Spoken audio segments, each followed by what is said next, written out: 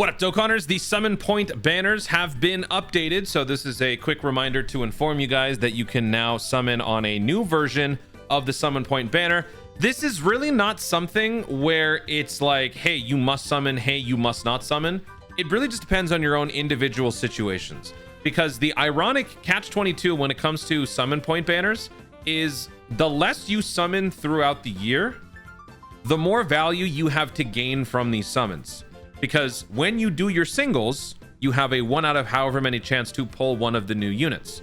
And if you haven't summoned on those banners or maybe didn't get them, then chances are you will get a character that you've never had before. But ironically, by doing so, by not summoning, you don't earn enough of these summon points to where you can even do this. So it's really just the sweet spot, the best possible scenario that this helps someone is just an average player who puts a little bit of stones here and there, who doesn't get to spend a whole lot. It really affects more positively the less spending players.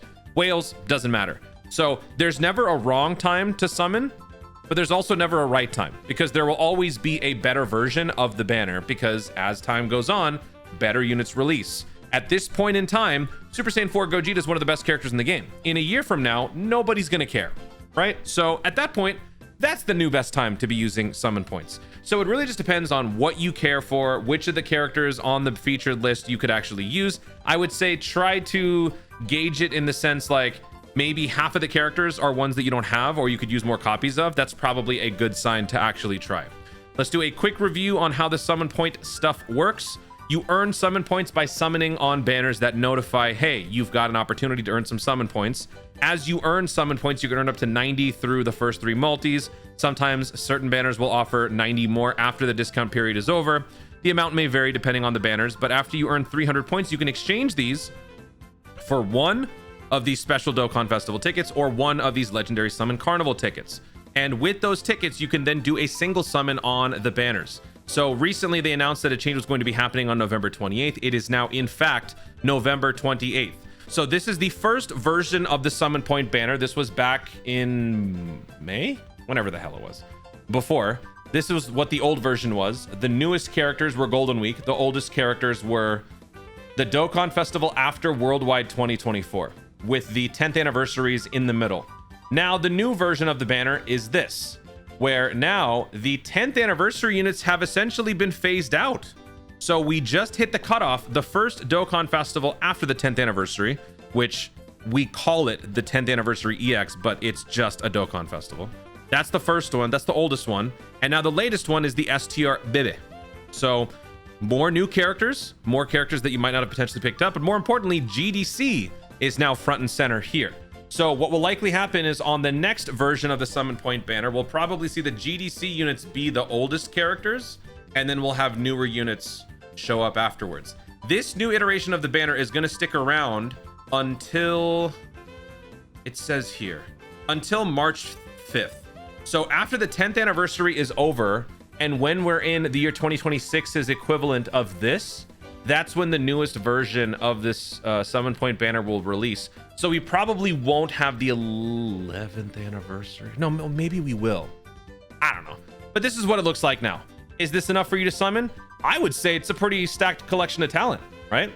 You've got Cell, who, by the way, his stocks have had a resurgence with the arrival of the AGL Android 16. So I would say that his demand has gone up. He already was an underappreciated unit of his time back in 2024. His tournament participants category sort of shot up in stocks over the months, but he just released at such an inconvenient time that nobody summoned. And sort of similar for the Mercenary Tau. There's a lot of missions where you could use Mercenary Tau to just bail you out, but people don't have the character. So this unit is another possible pickup. And then you got all of these guys. If you didn't manage to get these guys, or maybe you skipped the Black Friday stuff, you want to maybe take a chance at doing it this way, this is another chance to get it. Remember, they will be back for the 11th anniversary. And then Frieza. Frieza's a great unit because he can act as a magnet for all attacks on one turn and potentially just wipe out the enemy in one lump sum. This is one of the strats that I will go to when I'm trying to do the no new units challenge, clearing events. I'll bring a Frieza friend unit. So this is a good set of characters. If you want to go for it, I'd say go for it. If you don't want to, you'll wait until March for the next version of the banner. And same goes for the Carnival one. This is what it was before. Oldest being Broly Worldwide 2024, newest being KFC back in May, right? I don't know. something like that. And then this is the newest version. The oldest character is the 10th anniversary Super Saiyan 3 Goku. Newest character, Baby Bros, with Broly in there, GDC, Tien in there. So again, nice set of characters in terms of newer ones. I would say collectively the overall talent on this one compared to the Dokkan Festival isn't the same. If I were you, I would choose the Dokkan Festival one because these have better leader skills, overall abilities. Over here, we've got a couple of great options like the Broly, Super Saiyan 4 Gogeta, the GDC characters, but they're going to be back for the 11th anniversary. After that, Tien is good. The others, you don't need to have them right away. Like, these aren't must-haves. So I would say out of the two, go for this one. So if it's a 6-month extension going from October 2024 to March 2025, that means the next Dokkan Festival window would be from September. And then if we move September 6 months, that would be March. So it would basically go back to what this one is. Although this, would it just be October? September or October, whatever, in that ballpark. So this is where my sacred timeline is actually very useful. So the first one would probably be Frieza, since that's basically September. And at this juncture, currently, Frieza is the second newest. So absolutely, Frieza will still be on the next one. So he'll probably be down here somewhere. And then we would get, so hold on, how many characters are here? 1, 2, 3, 4, 5, 6, 7, 8, 9, 10, 11. Okay. So if we got 11, Frieza being the first one, then that would be Frieza. Then that would be Bebe. Then Daima Super Saiyan 4. Then Android 16. Then the dual Dokkan Festival here. So that's 6 characters. 6 characters, and we're going up until March of 2026. So we don't even know the full picture. The next set should most definitely include the 10th anniversary units. And actually, that's fine for them to include the 10th anniversary characters because it's not like you're doing a multi. You can buy 10 of those tickets. You cannot do a 10-unit multi-summon. They will all be done as singles. So the first 6 characters we have now determined, and then you'll have 4 more, 2 more from the 10th anniversary. Yeah, these 2. So that's 8. And then we'd be missing a couple more. Okay, so maybe, you know what? Maybe it doesn't start at September. Maybe it starts a little bit earlier. Maybe if we move it back, because if the cutoff is March, then it would have to end at the 10th anniversary. The 10th anniversary would have to be the end 2 characters. So that would bring our total to 8, which means we need a couple more earlier before Frieza. So we would probably go back as far as GDC. So I think GDC would probably be the start. So we'll have GDC down here. Actually, that makes more sense. GDC starts here, and then the 11th anniversary characters will fit here. And then if we go to the Carnival side, I mean, it's the exact same premise here.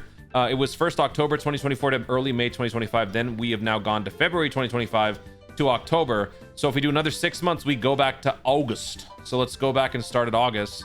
And it would be the same thing because we've got another 11 characters here. So if we start at August, then that would mean... that would be GDC. It'd be GDC again. So we start with the GDC characters. So Rose, Gogeta down here. And then... Is that even enough? We actually don't... then we got Broly. We got Baby Bros. We got Goma. That's 1, 2, 3, 4, 5. 5 characters. Whatever the part 2 is going to be for this Android 16 celebration. So that's 6. Then there's going to be a part 2 for the New Year. So that's 7. And then we've got the 11th anniversary. And for the 10th anniversary, they doubled the amount of Carnival characters. Will they do the same? If they do, that would bring our total to 11. If they don't, that would bring our total to 9. So if it is 11, because they doubled the LRs, well, that solves it. If they only do 9, then we would have to extend a little bit further back than August, which means the first LR wouldn't necessarily be GDC, but it would be Tien.